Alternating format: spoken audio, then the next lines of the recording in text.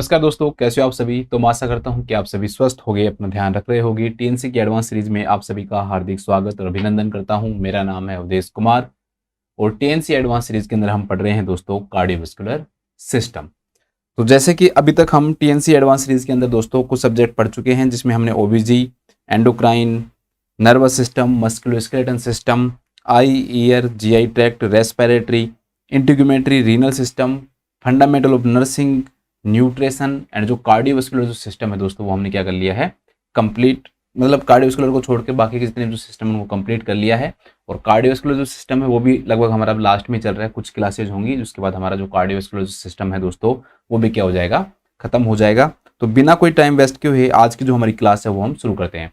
हमारे सामने पहला क्वेश्चन है कि a nurse is teaching A group of clients about risk factor for heart disease. कि एक नर्स है दोस्तों, ग्रुप ऑफ क्लाइंट को किसके बारे में बता रही है, रिस्क फैक्टर के बारे में बता रही है। वैसे मैं आपको बता चुका हूँ इस बारे में, for heart disease which factors increase a client's risk for myocardial infarction. वैसे मैंने आपको पूरा जो मायोकार्डियल जो इंफारेक्शन है वो पढ़ाया हुआ है, वहाँ पे मैंने आपको अच्छे से बताया हुआ है कि किस प्रकार से ये काम करता है। तो उन सब के बारे में हमने क्या कर लिया, डिस्कस कर लिया है कि कौन कौन से मायोकार्डियल जो इंफारेक्शन है दोस्तों उसके क्या हो सकते हैं, रिस्क फैक्टर हो सकते हैं। उन सब के बारे में मैंने आपसे बात भी की थी। थोड़ा सा मैं आपको फिर से बता देता हूँ ताकि आपको थोड़ा सा याद रहे। तो मायोकार्डियल इंफारेक्शन के जो रिस्क फैक्टर है दोस्तों, इसको हम दो भागों में बांटते हैं। आप सबको पता ही है कि एक ऐसे रिस्क फैक्टर जिनको हम बोलते हैं किस नाम से, कि जो मॉडिफाइबल हैं, मतलब जिनको कंट्रोल किया जा सकता है, चेंज किया जा सकता है। दूसरे ऐसे रिस्क फैक्टर होते हैं दोस्तों जो कि क्या होते हैं, नॉन मॉडिफाइबल होते हैं।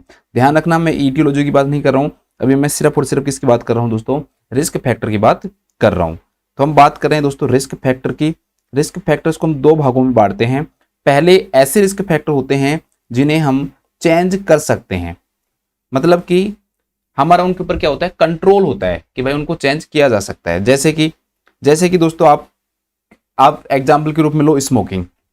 मतलब भाई स्मोकिंग ऐसा है कि आप छोड़ भी सकते हो ना, ठीक है, स्मोकिंग क्वाइट की जा सकती है, छोड़ी जा सकती है। तो जब इसको क्विट करोगे आप तो ये रिस्क फैक्टर क्या हो जाएगा, हट जाएगा। तो ये मॉडिफाई किया जा सकता है। लेकिन कुछ ऐसे रिस्क फैक्टर होते हैं जिनको मॉडिफाई नहीं कर सकते। आपको सर ऐसे रिस्क फैक्टर कौन से जिनको मॉडिफाई नहीं कर सकते, भाई एज हो गया, जेंडर हो गया, फैमिली हिस्ट्री हो गई, इनको हम नहीं कर सकते। जो 26 ईयर का है 26 का रहेगा, जो 60 से ज़्यादा है वो 60 से ज़्यादा का रहेगा, 70 से ज़्यादा साल का है वो 70 से ज़्यादा का रहेगा। उसको हम कुछ कंट्रोल नहीं कर सकते। तो वो क्या कहलाते हैं दोस्तों, आपके नॉन मॉडिफाइबल कहलाते हैं। तो मॉडिफाइबल के अंदर जैसे दोस्तों स्मोकिंग होगी, आपकी डायबिटीज मेलाइटस। अब आपको सर डायबिटीज मेलाइटस तो हो गई, तो इरिवर्सिबल हो गई, तो मतलब लेकिन जो ब्लड ग्लूकोज का जो लेवल है दोस्तों, अगर सही तरीके से ट्रीटमेंट लिया जाए, ठीक है, अगर डायबिटीज टाइप सेकंड है, ओरल हाइपोग्लाइसेमिक जो एजेंट्स है उनका यूज किया जाए, डाइट तरीके से ली जाए, इसके अलावा एक्सरसाइजेज की जाए, तो जो ब्लड ग्लूकोज का जो लेवल दोस्तों उसको क्या किया जा सकता है, कंट्रोल किया जा सकता है। तो इसलिए डायबिटीज मेलाइटस भी ध्यान रखना मॉडिफाइबल में आएगा। तो आप इसमें कंफ्यूज मत हो जाना, कुछ बच्चे कंफ्यूज हो जाते हैं कि सर ये मॉडिफाइबल में नहीं आएगा, नॉन मॉडिफाइबल में आएगा, तो इसका थोड़ा सा ध्यान रखना। इसके अलावा दोस्तों जैसे कि हाइपरटेंशन, तो हाइपरटेंशन जो है वो भी मॉडिफाइबल में है, क्योंकि हम जानते हैं कि हाइपरटेंशन होने के जो कोजेज जो होते हैं वो किस किस कारण से हो सकते हैं, और होने के बाद भी अगर प्रॉपर ट्रीटमेंट लिया जाए तो उसको सही तरीके से क्या किया जा सकता है दोस्तों, मैनेज किया जा सकता है, ठीक है। इसके अलावा दोस्तों जो इंक्रीज लेवल ऑफ कोलेस्ट्रॉल,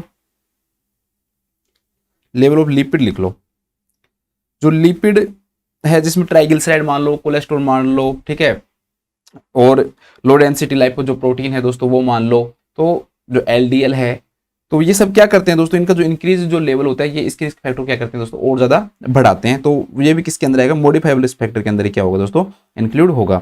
इसके अलावा एक बहुत मोस्ट इंपॉर्टेंट जो कि सबको पता ही है दोस्तों, ओबेसिटी।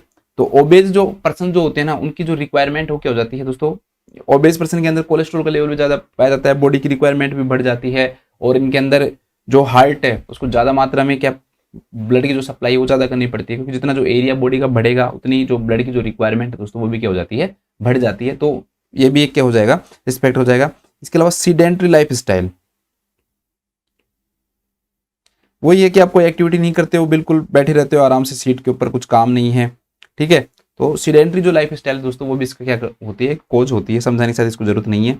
और एक आपका कोज होगा दोस्तों इसका स्ट्रेस, अगर ज्यादा मात्रा में स्ट्रेस लिया जाएगा तो वो भी इसका क्या होगा, कोज होगा। तो ये सारे किसके अंदर आएंगे दोस्तों, मॉडिफाइबल के अंदर आएंगे, किनको कंट्रोल किया जा सकता है या चेंज किया जा सकता है। तो ऐसे जो रिस्क फैक्टर है जिनको मॉडिफाई किया जा सकता है वो किसके अंदर आते हैं, मॉडिफाइबल रिस्क फैक्टर के अंदर आते हैं।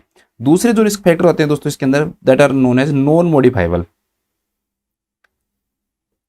कई बार ऐसा क्वेश्चन डायरेक्टली आया हुआ है, आपको लगेगा सर क्या पढ़ा रहे हो, या आप एकेडमी की तरह पढ़ा रहे हो, लेकिन आप प्रीवियस ईयर के जो क्वेश्चन है दोस्तों वो जाके देखो, आपको सिंपल सा सीधा सा क्वेश्चन मिलेगा कि which of the following is not a modifiable risk factor of myocardial इन्फारेक्शन या कोरोनरी आर्टरी डिजीज। तब आपको होगी हाँ सर ये तो क्वेश्चन आए हुए हैं। तो इसलिए ऐसे इनको बिल्कुल सिंपल क्वेश्चन मानकर मत समझना कि सर ये तो आ गया नहीं आएगा, ऐसा कुछ नहीं है। तो ये मॉडिफाइबल नॉन मॉडिफाइबल कौन ही पूछता है आजकल, तो ऐसा कुछ नहीं है, कोई भी क्वेश्चन पूछा जा सकता है। तो नॉन मॉडिफाइबल के अंदर दोस्तों जैसे एज आ गया, आपका सेक्स आ गया और फैमिली हिस्ट्री आ गई। फैमिली हिस्ट्री एज के अंदर ये माना जाता है कि जिनकी भी जो एज है वो 60 साल से ज्यादा होती है, मोर देन 60 ईयर्स होती है, उनके अंदर इसका जो रिस्क है वो ज्यादा होता है। सेक्स के अंदर मेल के अंदर ज्यादा रिस्क फैक्टर होता है फीमेल की कंपेयर में। ऐसा माना जाता है कि दोस्तों की फीमेल के अंदर जो एस्ट्रोजन जो है ना, एस्ट्रोजन एक प्रोटेक्टिव फंक्शन परफॉर्म करता है, इसलिए फीमेल के अंदर मायोकार्डियल इन्फारेक्शन होने के जो चांसेस होते हैं वो क्या हो जाते हैं, कम हो जाते हैं। ठीक है, इसके अलावा फैमिली हिस्ट्री मतलब जिस भी पर्सन की फैमिली के अंदर अगर पहले से किसी को भी मायोकार्डियल इन्फारेक्शन हुआ है तो उसके अंदर चांसेस हो सकते हैं कि उसके अंदर भी क्या हो सकता है, मायोकार्डियल जो इन्फारेक्शन दोस्तों वो क्या हो सकता है, डेवलप हो सकता है। तो इसको भी थोड़ा सा ध्यान रखना। लेकिन दोस्तों सीधा सीधा से क्वेश्चन पूछता हूं आपसे कि क्वेश्चन है कि भाई मोस्ट कॉमन कोज क्या है मायोकार्डियल इन्फारेक्शन का, मोस्ट कॉमन कोज। अब यहाँ पर रिस्क फैक्टर नहीं लिखा हुआ है, ध्यान रखना। क्वेश्चन आएगा कि मोस्ट कॉमन कोज क्या है, तो जब ध्यान रखना कि मोस्ट कॉमन कोज जब आएगा तो इसका जो आंसर होगा दोस्तों दैट इज एथेरोस्क्लेरोसिस। एथेरोस्क्लेरोसिस। अब ये तो सिंपल सा क्वेश्चन हो गया, चलो आपने पढ़ा हुआ है तो आप कर भी दोगे। लेकिन क्वेश्चन ये आता है कि भाई एथेरोस्क्लेरोसिस तो सब जानते हैं, ठीक है, कि भाई जो प्लेक है वो फॉर्म हो गया है तो उसके कारण जो ब्लड सप्लाई वो रुकेगी तो उसके कारण मायोकार्डियल इन्फेक्शन होगा।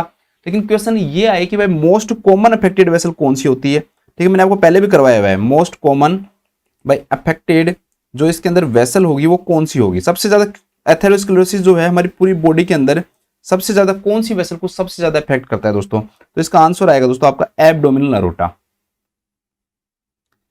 इसका आंसर आएगा एब्डोमिनल अरोटा।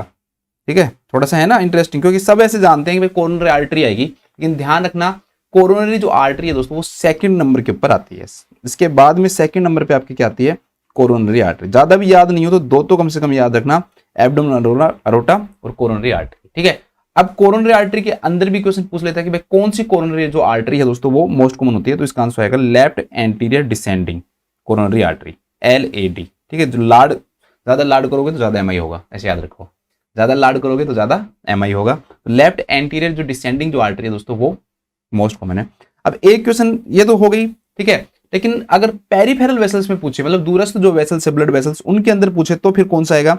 वैसे वो तीसरे नंबर पर आती है लेकिन पेरिफेरल में फर्स्ट पे आ जाती है। ठीक है, पोप्लिटियल जो आर्टरी होती है, पोप्लिटियल आर्टरी, ध्यान रखना कि पोप्लिटियल आर्टरी वैसे तो तीसरे नंबर पर बॉडी के अंदर एथेरोस्क्लेरोसिस होने के जो चांसेस होते हैं सबसे ज्यादा एब्डोमिनल अरोटा में होंगे, फिर कोरोनरी आर्टरी में होंगे, फिर पोप्लिटियल आर्टरी के अंदर होंगे। लेकिन क्वेश्चन इस प्रकार से नहीं बनकर आए, क्वेश्चन ये आ जाए कि most common peripheral artery that is affected by atherosclerosis, तब इसका आंसर जो होगा दोस्तों वो क्या हो जाएगा, आपका पोप्लिटियल आर्टरी हो जाएगा। ठीक है, तो ये तीन याद कर लेना, दो नहीं आप तीन याद कर लेना, एब्डोमिनल अरोटा, कोरोनरी आर्टरी और पोप्लिटियल आर्टरी। इसके बाद सर्कल ऑफ विलीज होता है, तो सर्कल ऑफ विलीज आप याद रखो तो ठीक है, नहीं भी याद रखो तो ठीक है।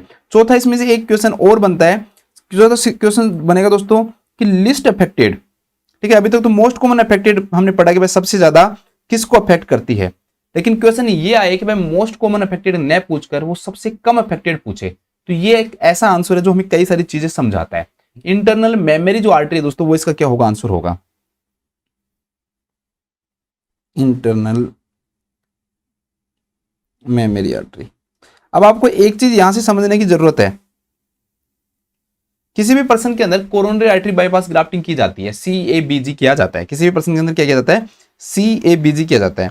तो हम हमारी बॉडी की कौन सी ब्लड वेसल का यूज करें जिसके अंदर सबसे ज्यादा एथेरोस्क्लेरोसिस के चांसेस हों या जिसके अंदर सबसे कम एथेरोस्क्लेरोसिस के चांसेस हो, आप खुद बताओ। तो आप खुद कहोगे कि सर सिंपल सी बात है कि जिसके अंदर सबसे ज्यादा चांसेस होंगे तो दोबारा डेवलप हो जाएगा एथेरोस्क्लेरोसिस, तो हम ऐसी आर्टरी यूज करें जिसके अंदर क्या हो, सबसे कम।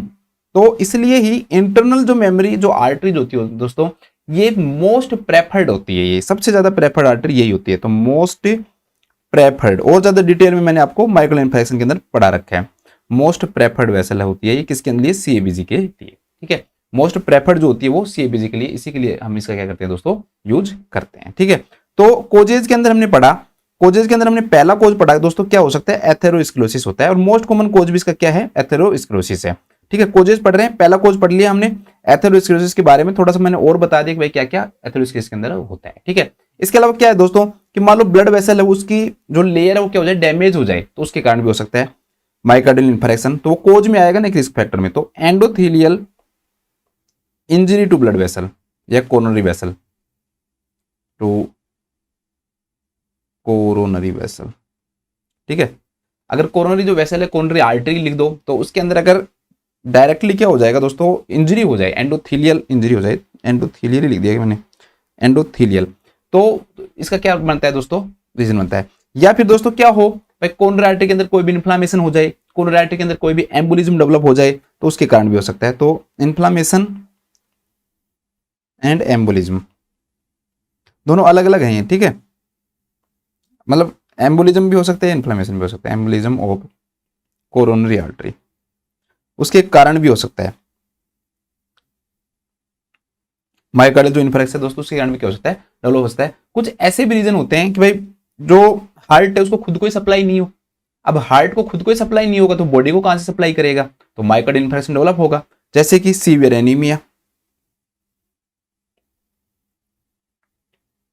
या फिर दोस्तों जैसे कि हाइपोक्सिया होना, हाइपोक्सिया। ठीक है, तो सीवियर एनीमिया या किसी भी पर्सन को हाइपोक्सिया जब हो जाता है दोस्तों, उस दौरान हार्ट को खुद को ब्लड सप्लाई नहीं मिल पाती है, तो फिर वो पूरी बॉडी को भी क्या नहीं कर पाता है दोस्तों, उस प्रकार से ब्लड सप्लाई नहीं कर पाता है। ठीक है, अब हम एक बार क्वेश्चन के ऊपर आ जाते हैं, बस इतना बहुत है, इसमें ज्यादा डिटेल में जाने की जरूरत नहीं है, क्योंकि वैसे मैंने आपको बहुत डिटेल में पढ़ाया हुआ है ये। तो सीधी सी बात है भाई, इसमें मायोकार्डियल इन्फेक्शन के सीधा से रिस्क फैक्टर पूछ रहा है कि भाई कौन कौन से रिस्क फैक्टर हैं। तो देखो, ओबेसिटी है या नहीं है, तो है ओबेसिटी। हाइपरटेंशन है या नहीं है हाइपरटेंशन। इंक्रीज एचडीएल, तो बिल्कुल गलत है ये। दो प्रकार की लाइव प्रोटीन होती है, या दो प्रकार के कोलेस्ट्रॉल मान लो आप सिंपल से, bad cholesterol and good cholesterol, शायद सबको पता है ये। तो हाई डेंसिटी लाइव प्रोटीन जो होती है दोस्तों, ये गुड कोलेस्ट्रॉल कहलाता है। एचडीएल जो है, HDL is good cholesterol, good cholesterol, तो इसका लेवल कम होता है ना तब नुकसान होता है। ठीक है, और एलडीएल जो है, लो डेंसिटी लाइव प्रोटीन है दोस्तों, इसका लेवल जब बढ़ता है ना तब नुकसान होता है। तो सिंपल सी बात ये होती है कि भाई एचडीएल गुड कोलेस्ट्रॉल है, ब्लड वेसल से उठाता है और लीवर तक पहुंचाता है, जबकि एलडीएल क्या करता है, ऑपोजिट काम करता है, ऑर्गन से उठाकर ब्लड वेसल्स में डिपॉजिट कर देता है, और एथेरोस्क्लेरोसिस क्या करवाता है, कोज करवाता है। तो इसलिए दोस्तों ये माना जाता है कि भाई एचडीएल का इंक्रीज होना, तो इंक्रीज एचडीएल होना तो फायदेमंद है, लेकिन नुकसानदायक है, तो इसलिए ये इंक्रीज एचडीएल नहीं आएगा। दूसरा, डायबिटीज इंसिपिडस का दूर दूर तक कोई लेना देना नहीं था। अगर यहां पर कोई लेना देना होता भी तो डायबिटीज मेलाइटस अगर ऑप्शन में आता तो वही आता। एशियन अमेरिकन जो लोग होते हैं दोस्तों, उनके अंदर ज्यादा होता है, तो ऐसा कुछ नहीं है। बुक के अंदर वैसे दे रखा है मोस्टली के अंदर, एशियन अमेरिकन नहीं, अफ्रीकन अमेरिकन, जो अफ्रीका से आए हुए जो अमेरिकन होते हैं उनके अंदर ज्यादा रिस्क फैक्टर होता है, अफ्रीकन अमेरिकन। वैसे याद रखना चाहो तो ठीक है, लेकिन ये रिस्क फैक्टर हमारे एग्जाम्स के लिए इतना इंपॉर्टेंट नहीं है। ठीक है, नोट सेट ये ऐसे जो एग्जाम्स हैं उनके लिए ज्यादा ये इंपॉर्टेंट नहीं है, लेकिन ये सारे इंपॉर्टेंट है। बाकी के जो चारों जो ऑप्शन है वो इंपॉर्टेंट है। तो इसके जो आंसर होगा ओबेसिटी एंड हाइपर टेंशन, तो लिख लो obesity and hypertension are the risk factor of myocardial infection. Obesity and hypertension are the, इतनी तो हिंदी आती है ना, इतनी तो मतलब इंग्लिश नहीं है टफ, आप मत कहना सर ये भी हिंदी में लिखो, risk factor of myocardial infection. ठीक है, ऐसे मत कहना सर इसको भी लिखवाओ, आप तो इसको भी बिल्कुल हिंदी में लिखवाओ। ठीक है, कि मोटापा और उच्च रक्तचाप। ठीक है, मायोकार्डियल इन्फेक्शन को पता नहीं यार हिंदी में क्या बोलते हैं, हृदय आघात शायद ये बोलते होंगे। ठीक है, तो वो छोड़ो आप। इसके बाद हम नेक्स्ट क्वेश्चन के ऊपर आते हैं। हमारे नेक्स्ट जो क्वेश्चन है दोस्तों क्या है कि what is the most important, वैसे मैंने अब करवाया हुआ है, ठीक है, करवाई हुई चीजें आ रही हैं अब ज्यादातर, इसलिए ज्यादा टफ अब आपके लिए बनेगा नहीं, आपको मैंने ये सब चीज करवा रखी है। What is the most important nursing action when measuring a client's pulmonary capillary wedge pressure. भाई किसी भी क्लाइंट का अगर आप pulmonary capillary wedge pressure monitor कर रहे हो तो मोस्ट इंपोर्टेंट नर्सिंग एक्शन क्या होगा। चार ऑप्शन इसके अंदर दे रखे हैं। पहला क्या दे रखा है, deflate the balloon as soon as the PCWP is measure. ठीक है, पल्मोनरी कैपिलरी जो वेज प्रेशर है दोस्तों, इसको जैसे ही आपने मेजर कर लिया, मेजर करते ही जो बैलून है उसको क्या कर दिया जाए, डिफ्लेट कर दिया जाए। फुलाना इन्फ्लेट होता है और उसको वापस से फुलाए हुए को हटाना क्या हो जाता है, डिप्लेट हो जाता है। सेकंड क्या तरीका है, have the client bear down when measuring the pulmonary capillary wedge pressure, कि भाई आपको सांस को कुछ देर के लिए रोकना है जब तक कि आप पल्मोनरी कैपिलरी वेज प्रेशर को मॉनिटर कर रहे हैं। तीसरा ऑप्शन वो क्या कर रहा है कि place the client in supine position before measuring the PCWP, कि whenever you are measuring the pulmonary capillary wedge pressure then the patient should be in supine position, ठीक है। एंड लास्ट ऑप्शन वो क्या कर रहा है कि plus the catheter with a heparin solution after the PCWP is determined, कि आपने पेशेंट का पीसीडब्ल्यूपी ले लिया और लेने के बाद में जो कैथेटर है उसको आप क्या करो, प्लस करो, और उसको किससे प्लस करोगे, आप हिपेरिन सॉल्यूशन से प्लस करोगे। अब इन चारों में मोस्ट इंपोर्टेंट ढूंढना है, हो सकता है कि इसमें आपको सही मिल जाए, ठीक है, लेकिन आपको मोस्ट इंपोर्टेंट ढूंढना है। देखो इसमें ऑप्शन में दे रखा है कि मोस्ट इंपोर्टेंट नर्सिंग एक्शन आपको ढूंढना है। इसमें एक से ज्यादा ऑप्शन सही है, ठीक है, बेस्ट नहीं है, but we have to find best answer among these all option.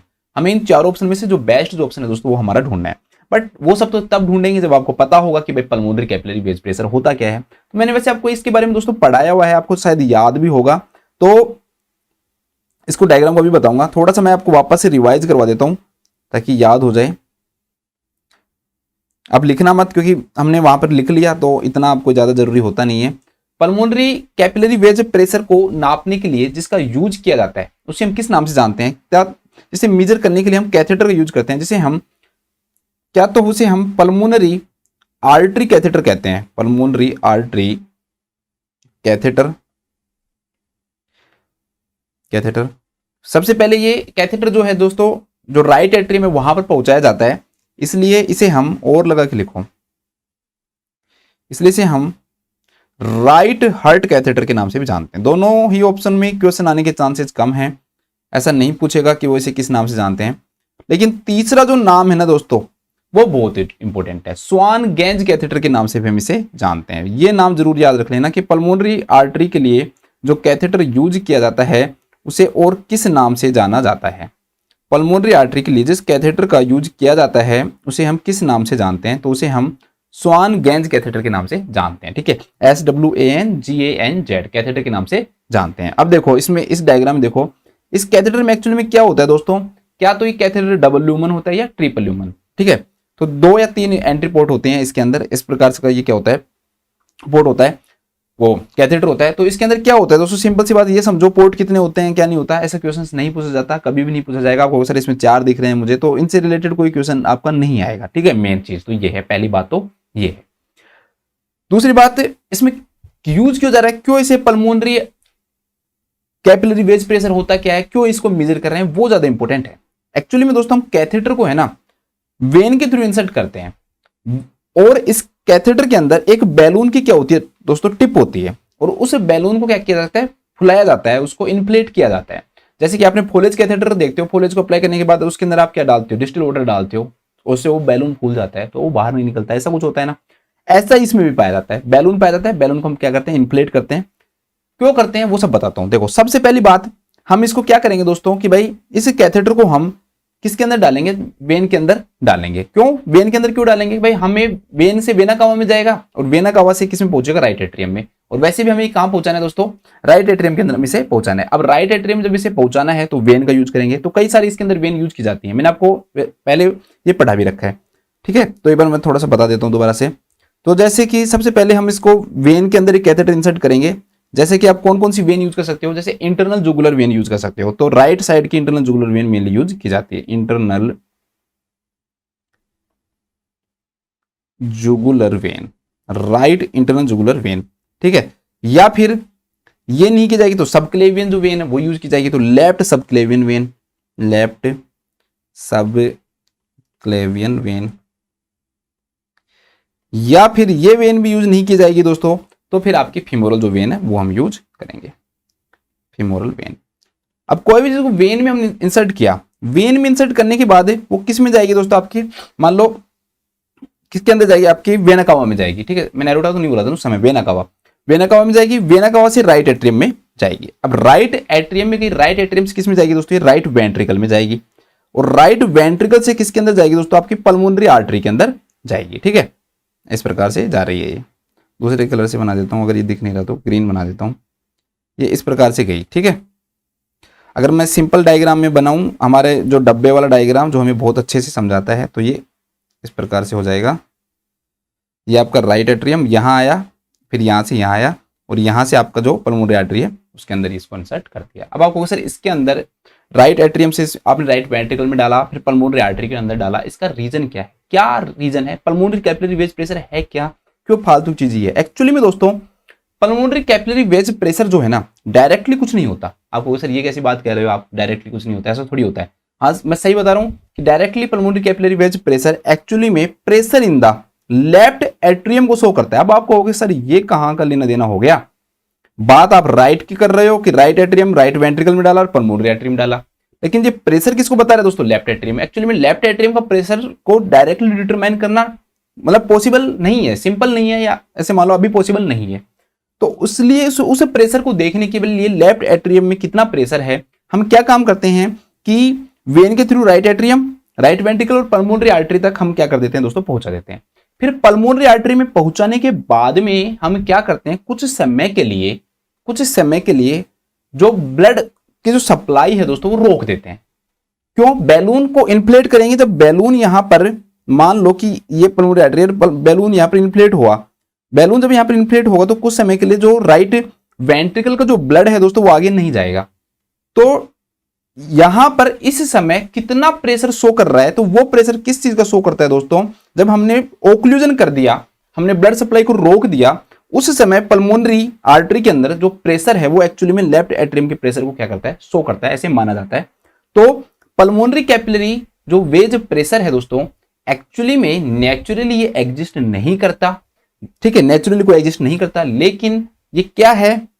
ये वो प्रेशर है जो कि लेफ्ट एट्रियम के अंदर होता है, ठीक है। लेफ्ट एट्रियम के अंदर जो प्रेशर जो होता है, जब हमें पल्मोनरी कैपिलरीज के अंदर ब्लड फ्लो को क्या कर देते हैं? ऑब्स्ट्रक्ट कर देते हैं बैलून के टिप को इन्फ्लेट करके, तो वो जो प्रेशर शो करता है वो एक्चुअली में किसका शो करता है? लेफ्ट एट्रियम को शो करता है। हमने लेफ्ट एट्रियम तक गए नहीं, इसलिए मैं कह रहा हूं कि एग्जिस्ट नहीं करता है वो लेफ्ट एट्रियम का, लेकिन डायरेक्टली नहीं लिया ना लेफ्ट एट्रियम से, इसलिए मैं कह रहा हूं कि डायरेक्टली ये एग्जिस्ट नहीं करता। लेकिन pulmonary capillary wedge pressure actually में लेफ्ट जो एट्रियम है दोस्तों उसका क्या होता है? ये प्रेशर होता है। लेफ्ट एट्रियम का क्या होता है दोस्तों? प्रेशर होता है, ठीक है। तो इसको एक बार थोड़ा सा मैं हल्का सा, आपको वैसे मैंने पढ़ाया हुआ है ये, बट थोड़ा सा लिखा देता हूं कि भाई पल्मोनरी कैपिलरी वेज प्रेशर होता क्या है। पल्मोनरी कैपिलरी वेज प्रेशर, या इसको कई बार हम pulmonary capillary occlusive wedge pressure के नाम से भी जानते हैं, ठीक है। ओक्लूसिव वेज जो वर्ड है यहाँ पर, इसका जो मीनिंग होता है दोस्तों वो क्या होता है? एक्चुअली में जो ओक्लूसिव जो वर्ड है उसके लिए यहाँ पर क्या हुआ है? यूज हुआ है। अब इसके अंदर हम क्या करते हैं कि जो बैलून जो टिप है वो क्या करती है? बैलून टिप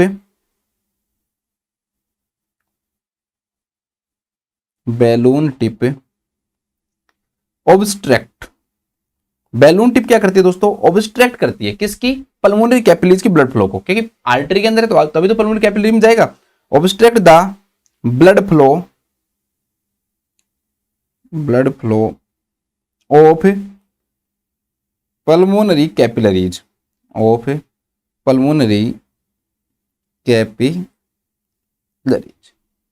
इससे क्या होगा कि भाई कोई भी no further blood supply to left atrium, no further blood supply to left atrium, तो लेफ्ट एट्रियम तक कोई ब्लड सप्लाई नहीं होगी।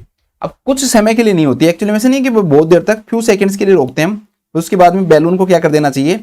तो ये ही क्वेश्चन है।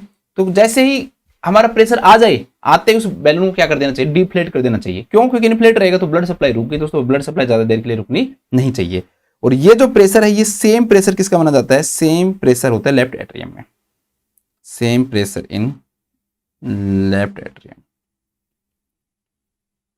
तो ये प्रेशर जो हम नाप रहे हैं इसे हम किस नाम जानते हैं? पल्मोनरी कैपिलरी वेज प्रेशर के नाम से जानते हैं, ठीक है। पल्मोनरी कैपिलरी वेज प्रेशर के नाम से जानते हैं, और मैंने आपको इसके बारे में अच्छे से पढ़ाया हुआ भी है, पहले मैंने आपको बताया हुआ भी है। फिर एक क्वेश्चन यहाँ पर सिंपल सा ये बनेगा कि भाई पल्मोनरी कैपिलरी जो वेज जो प्रेशर है दोस्तों वो नॉर्मल कितना होता है? तो बताओ, मैंने आपको कितना बताया था? बताया हुआ है मैंने आपको, ठीक है, बताया हुआ। बताओ, 4 3 12, 4 से 12 mm OH। लेकिन अगर रेंज में नहीं आए तो फिर आपका आएगा 5 mm OH। यही बताया था मैंने आपको, शायद देख लेना एक बार, यही बताया होगा, ठीक है। 4 से 12 mm OH और 5 है। तो ये क्या होता है आपका पल्मोनरी कैपिलरी वेज क्या होता है दोस्तों, आपका प्रेशर होता है।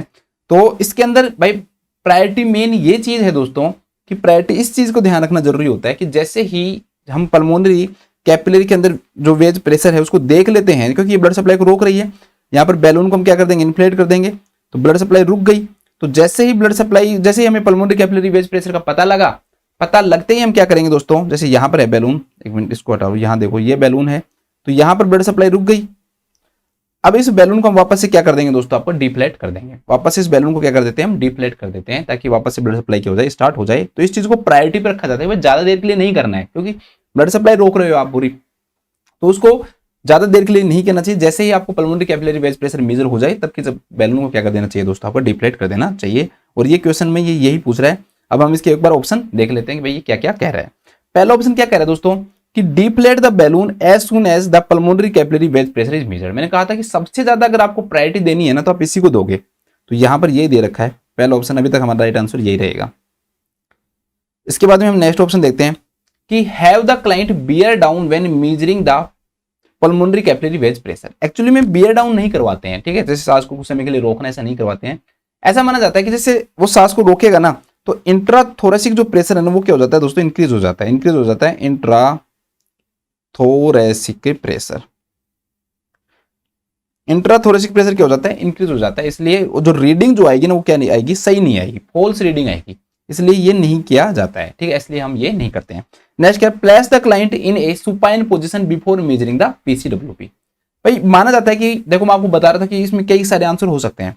एक्चुअली में ये माना जाता है कि भाई क्लाइंट को सुपाइन पोजीशन देनी चाहिए, लेकिन इन दोनों में से अगर एक ढूंढना हो ना, तो सुपाइन पोजीशन का इतना इंपॉर्टेंस नहीं है जितना कि डिफ्लेटिंग द बैलून है, क्योंकि वहां पर आप ब्लड सप्लाई को बिल्कुल रोक रहे हो। तो ये प्रेफर्ड की जाती है, बट इसेंशियल नहीं कि भाई इसी को यही दी जाए, ठीक है। तो इट इज प्रेफर्ड, ये प्रेफर्ड की जाती है, but not essential,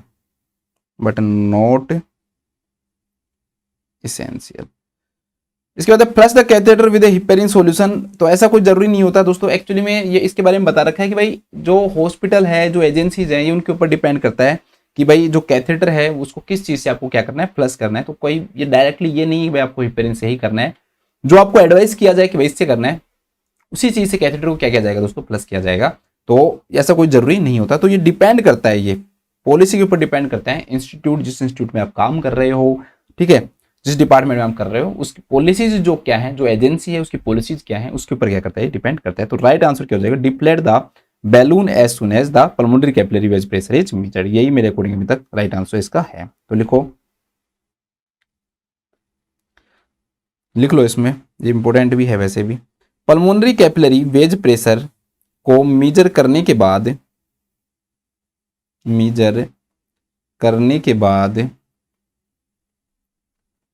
most important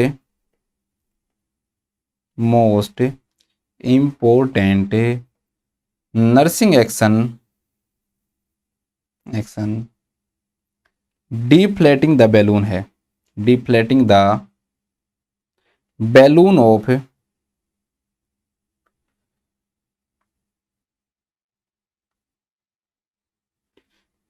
वैसे ही लिखा देता हूं स्वान गेंज कैथेटर, ताकि आपको ये याद तो रही कम से कम, कैथेटर है, ठीक है। इससे दो क्वेश्चन बन जाएंगे भाई, इस कैथेटर को बोलते क्या है एक तो, और एक आंसर क्या है, दोनों आपको इससे क्या हो जाएंगे, क्लियर हो जाएंगे। और आपको ज्यादा लिखना है तो मैंने आपको इसके बारे में अच्छे से आपको पढ़ा रखा है, वहां से आप इसको कर सकते हो, ठीक है। इसके बाद में हम नेक्स्ट क्वेश्चन देख लेते हैं। नेक्स्ट जो क्वेश्चन है दोस्तों वो है, what criteria should the nurse use to determine normal sinus rhythm for a client on a cardiac monitor. भाई इतना अच्छे से मैंने आपको ईसीजी करवाया हुआ, मुझे नहीं लगता कि अब इसमें आपको कोई दिक्कत होनी चाहिए, ठीक है। तो कौन सा क्राइटेरिया है जो नर्स को क्या करना चाहिए, डिटरमाइन करना चाहिए नॉर्मल साइनस रिदम को देखने के लिए। कार्डियक मॉनिटर के ऊपर क्लाइंट है, कार्डियक मॉनिटरिंग उसकी कर रहे हैं हम। पहला है the R intervals are relatively consistent, कि भाई जो आर जो इंटरवल है वो कंसिस्टेंट रहना चाहिए। सेकंड जो है, इसमें सेलेक्ट ऑल द अप्लाई है, तो एक ज्यादा आंसर सही होंगे। One P wave precedes each QRS complex, मतलब पी वेव के बाद हमेशा क्या एक क्यूआरएस कॉम्प्लेक्स आना चाहिए। थर्ड क्या दे रखा था, ST segment is higher than the PR interval, जितना पीआर इंटरवल है उससे ज्यादा क्या होना चाहिए, एसटी सेगमेंट होना चाहिए। फोर्थ दे रखा है 4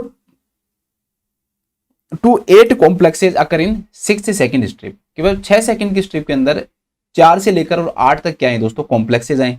और लास्ट दे रखा है the QRS complex ranges from 0.12 to 0.2 second. आप खुद बताओ भाई इसका आंसर क्या होगा। भाई सिंपल सी बात है, the RR interval are relatively consistent, ठीक है। क्यूआरएस कॉम्प्लेक्स के अंदर जैसे क्यू वेव आ गई तो ये वेव क्या होती है दोस्तों, आरआर वेव होती है, ठीक है। इसके बाद ये ऊपर वाली एस वेव होती है, फिर उसके बाद में आपकी टी वेव आती है, फिर दोबारा से मान लो पी वेव आती है, फिर दोबारा से क्यूआरएस कॉम्प्लेक्स आता है। तो थोड़ा सा नीचे करके करो इसको इस प्रकार से। तो मैं ये कहना चाह रहा हूँ इस क्वेश्चन में ये कह रहा है कि भाई ये जो आरआर इंटरवल है ना, जैसे ये 2 आरआर इंटरवल आए, फिर उसके बाद 2 आए, फिर 2 आए, फिर 2 आए, जैसे भी आ रहे हैं, मतलब उन दोनों के बीच के अंदर जो जगह है वो कंसिस्टेंट रहे तो बहुत अच्छी बात है, ठीक है। उससे वो रेगुलर रिदम कहलाती है। अगर आरआर इंटरवल जो है दोस्तों वो रिलेटिवली कंसिस्टेंट है तो वो क्या कहलाती है, वो रिदम आपकी कि वो रेगुलर रिदम है। मैंने आपको पढ़ाया हुआ ये सब, तो ये ठीक है, ये नॉर्मल है, ये बात सही है, एकदम ऐसा होना चाहिए। Second, P wave precedes QRS complex, हर पी वेव से पहले हर पी वेव के बाद क्या होना चाहिए, क्यूआरएस कॉम्प्लेक्स होना चाहिए। पी वेव फिर क्यूआरएस कॉम्प्लेक्स, इतना कुछ टफ है नहीं। थर्ड के तरह ST segment is higher than the PR interval, कब गलत है, बिल्कुल एसटी सेगमेंट पीआर इंटरवल से ज्यादा नहीं होना चाहिए, क्योंकि हम जानते हैं कि दोस्तों एसटी सेगमेंट का अगर एलिवेशन हो गया तो ये किस चीज को शो करता है, मायोकार्डियल इस्चेमिया को शो करता है। ये किसको शो करता है दोस्तों, मायोकार्डियल इस्चेमिया को शो करता है, इसलिए बिल्कुल गलत है। नेक्स्ट के अंदर रखा है कि भाई 4 to 8 complexes occur in 6 second strip, तो मैंने आपको 6 सेकंड स्ट्रिप के अंदर बता रखा था कि भाई 4 से 8 कॉम्प्लेक्सेज बता रखे हैं। क्यूआरएस कॉम्प्लेक्स मान रहे हैं 4 से 8 हैं, 4 होंगे तो आपको 10 से गुना करना होता है, मैंने आपको मेथड समझा रखा है, आपको याद होगा। तो 4 को 10 से गुना तो 40 ही हार्ट रेट आई दोस्तों। और अगर 8 हुए, 4 से 8 माना है तो हम लोअर और मैक्सिमम ले लेते हैं। आप 4, 5, 6, 7, 8 में से सारे ले सकते हो, बट मैं लोअर और मैक्सिमम ले रहा हूं इस क्वेश्चन के अकॉर्डिंग। तो 4 लेंगे तो 40 आएगा और 8 लेंगे तो कितना आएगा, 80। 80 अगर हार्ट रेट आ रही है ना तो ठीक है, कोई दिक्कत नहीं है। 80 आ रही है तो आपको पता है, ठीक है, कोई दिक्कत नहीं है। लेकिन क्या 40 नॉर्मल है, नहीं, तो बिल्कुल गलत है। तो ऐसा नहीं होगा कि भाई 4 कॉम्प्लेक्सेस क्या है दोस्तों, गलत है आपके, ठीक है। 4 कॉम्प्लेक्स नहीं होने चाहिए, ठीक है। 4 कॉम्प्लेक्सेस बिल्कुल गलत है। 6 to 10 कॉम्प्लेक्सेस हो सकते हैं कि भाई 6 कॉम्प्लेक्स होंगे तो 60 हो गई, ठीक है, 7 होंगे तो 70, 8 होंगे तो 80, 9 होंगे तो 90 और 10 होंगे तो 100। 100 से ज्यादा नहीं होने चाहिए और 6 से कम नहीं होने चाहिए, तो वो चीज हो गई। तो इसलिए क्या हो जाएगा, गलत हो जाएगा, क्योंकि 4 के अंदर तो 40 हार्ट रेट हो जाएगी, तो ये गलत हो गया।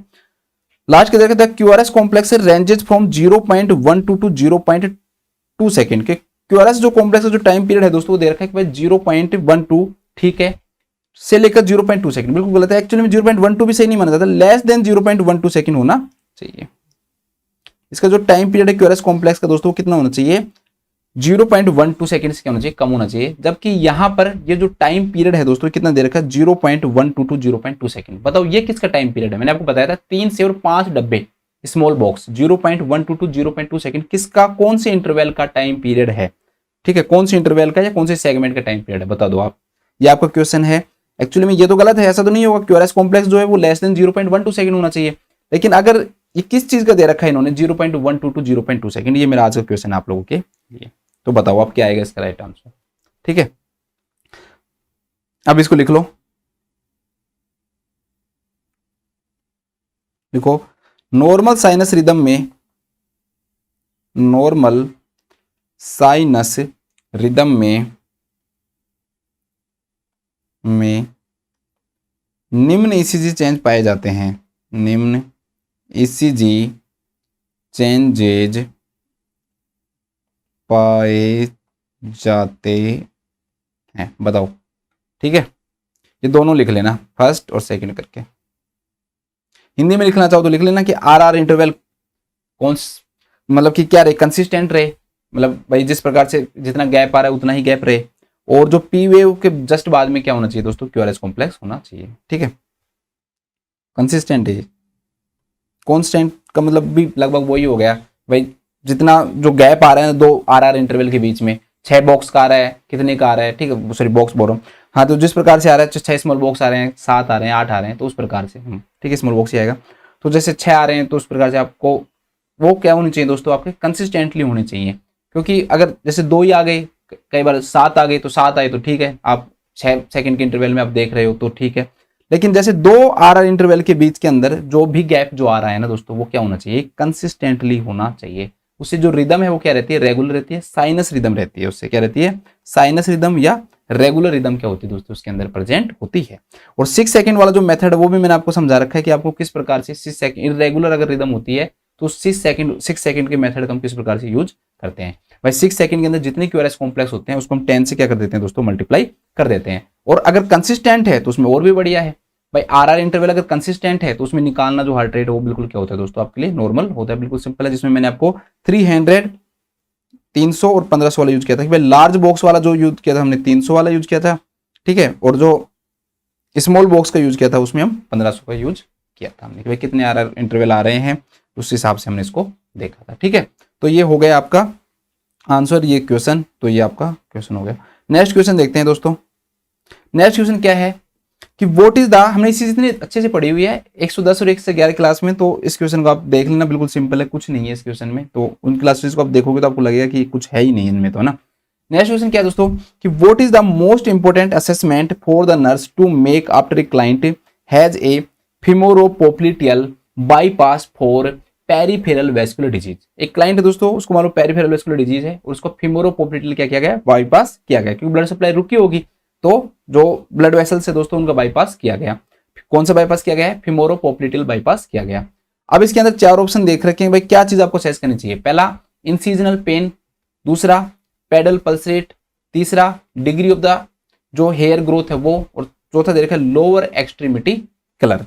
4 चीजों में से आपको सबसे मेन इसमें ढूंढना है कि राइट आंसर क्या होगा, ठीक है। अब आपको लग रहा होगा कि भाई सर पेन भी हो सकता है, पेडल पल्स रेट क्यों नहीं आई, वो आंसर क्यों नहीं आया, डिग्री इन हेयर ग्रोथ और लोअर एक्सट्रीमिटी कलर, कौन सा इसके अंदर राइट आंसर होगा, आप खुद बताओ। सिंपल सी बात है दोस्तों कि कोई भी अगर आर्टरी को छेड़ा जाता है ना, कोई भी आर्टरी को अगर छेड़ा जा रहा है, कोई भी बाईपास कभी भी किया जा रहा है, तो उसके अंदर जो असेसमेंट करेंगे ना दोस्तों, हम वो करते हैं न्यूरोवेस्कुलर असेसमेंट, कि भाई सही तरीके से ब्लड सप्लाई हुई है नहीं हुई, ठीक है, वो चीज देखते हैं। तो मेन जो चीजें देखेंगे हम इसके अंदर वो क्या क्या देखेंगे, एक तो कलर देखते हैं, एक्सट्रीमिटी का कलर, एक देखते हैं हम टेम्परेचर, और एक देखते हैं दोस्तों हम पल्स। कलर, टेम्परेचर और पल्स क्या करते हैं हम दोस्तों, असेस करते हैं मेनली। इंसीजनल पेन ऐसा माना जाता है दोस्तों, एक्चुअली में ये न्यूरो जो वेस्कुलर जो असेसमेंट है, न्यूरोवेस्कुलर असेसमेंट, उसके अंदर इसको शामिल नहीं किया गया है। और थोड़ा बहुत जो इंसीजनल जो पेन है ना दोस्तों, वो पेशेंट के अंदर प्रेजेंट हो सकता है, क्योंकि जहां पर इंसीजन लगा वहां पर पेन होगा। तो इंसीजनल पेन होना इस चीज को शो नहीं करता है दोस्तों कि भाई ये इतना मोस्ट इंपोर्टेंट असेसमेंट नहीं है कि भाई उस क्लाइंट के अंदर न्यूरोवेस्कुलर जो सप्लाई वो रुक गई है, तो वो उस चीज को शो नहीं करेगा। सेकंड आप कहोगे सर पल्स तो दे रखा है इसमें, आपने कहा खुद पल्स, तो पेडल पल्स रेट आनी चाहिए। एक्चुअली में दोस्तों आप पल्स की रेट नहीं देखते हो आप, ठीक है, पल्स रेट दे रखा है इसमें, पेडल पल्स रेट। भाई रेट पे कोई फर्क नहीं पड़ता है, फर्क जो पड़ेगा दोस्तों वो उसकी क्वालिटी पे पड़ेगा। किसी फर्क पड़ता है उसकी क्वालिटी के ऊपर, न कि उसकी रेट के ऊपर कोई फर्क पड़ेगा, इसलिए रेट नहीं देखते हैं। भाई पल्स जो है वो सिमेट्रिकल होनी चाहिए, दूसरी साइड दूसरे पैर की आप देखो कि भाई वहां की जो पेडल पल्स है वैसे ही फील होनी चाहिए। रेट नहीं देखेंगे भाई इधर 60 है इधर 40 है, ऐसा नहीं पाया जाता है। तो हम क्वालिटी देखते हैं, ठीक है, क्वालिटी जो है दोस्तों वो दोनों की क्या होनी चाहिए, सेम होनी चाहिए दोनों तरफ की। तो क्वालिटी देखी जाएगी न कि पल्स रेट। तो ये बहुत अच्छा ऑप्शन है क्योंकि उन्होंने रेट डालकर इसको क्या कर दिया, गलत कर दिया। डिग्री ऑफ हेयर ग्रोथ का दूर दूर तक कोई लेना देना नहीं है, हेयर ग्रोथ से कोई फर्क नहीं पड़ता, तो इसको हटा दो। और लास्ट जो ऑप्शन है दोस्तों वो क्या दे रखा है, लोअर एक्सट्रीमिटी कलर, ये इसका राइट आंसर होगा। क्योंकि अगर ब्लड सप्लाई नहीं होगी ना दोस्तों तो कलर चेंज हो जाएगा, ठीक है, साइनोसिस होने लग जाएगा, गैंग्रीन नहीं होने लग जाएगा, डिस्कलरेशन होगा, तो कलर फर्क पड़ता है। तो लोअर एक्सट्रीमिटी जो कलर है ना दोस्तों वो इसके अंदर क्या बनेगा, इन 4 ऑप्शन के अंदर मोस्ट इंपोर्टेंट असेसमेंट बनेगा, ठीक है। तो लिख लो, लिख लो इसमें फीमोरल पोप्लिटियल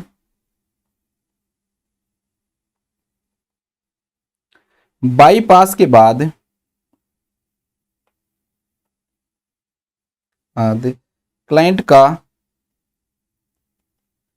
न्यूरोवेस्कुलर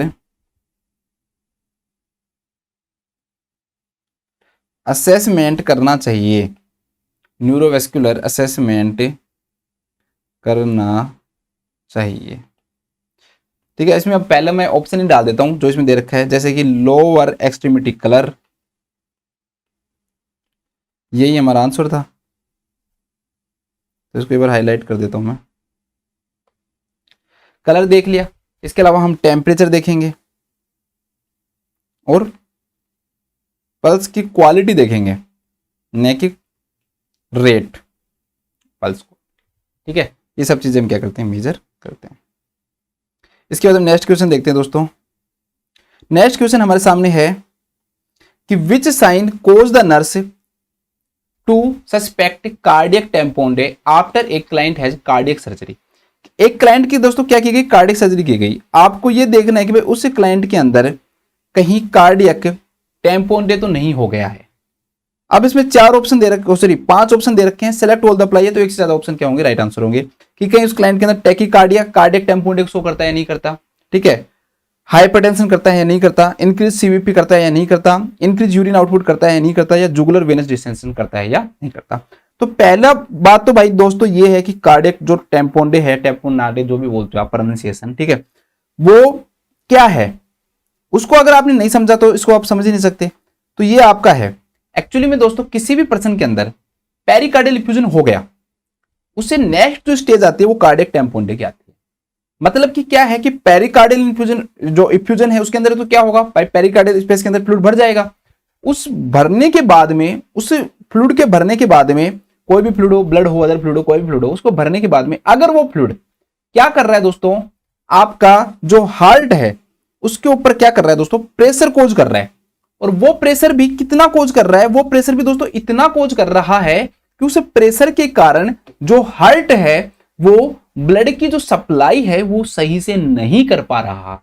तो इस कंडीशन को हम किस नाम से जानते हैं, इसे हम कार्डियक टेम्पोन्डे के नाम से जानते हैं। देखो इसके अंदर क्या लिख रखा है, ए बिल्डअप ऑफ ब्लड और other fluids in the pericardial sac puts pressure on the heart which may prevent it from pumping effectively. वही बात की है, मैंने भी यही बात की है कि भाई इतना फ्लूइड ज्यादा जमा हो जाए कि जो हार्ट है दोस्तों उसको पंप करने में भी प्रॉब्लम आए, तो ये जो कंडीशन है, ये पेरिकार्डियल जो इफ्यूजन है उससे आगे की स्टेज हो जाएगी।